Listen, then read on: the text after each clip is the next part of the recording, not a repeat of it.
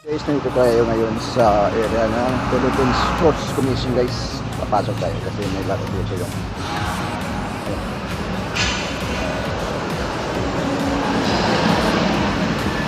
Papasok tayo guys. Ito pala tayo no. Biglang mali tayo ng pasok. Grabe. Grabe kasi ito pala yung sakaan dito. Ang init pala. Tako. Init. Ang init pala. Ano? Grabe kasi mahawak pala guys.